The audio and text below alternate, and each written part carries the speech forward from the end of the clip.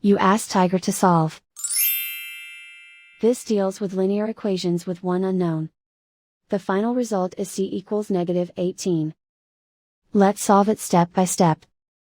Move the negative sign from the denominator to the numerator.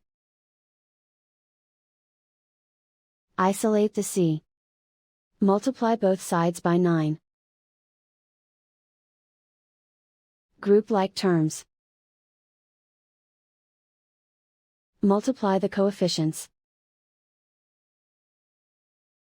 Simplify the arithmetic.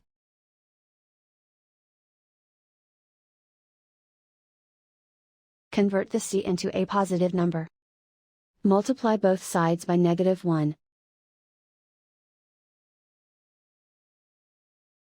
Remove the ones. Simplify the arithmetic.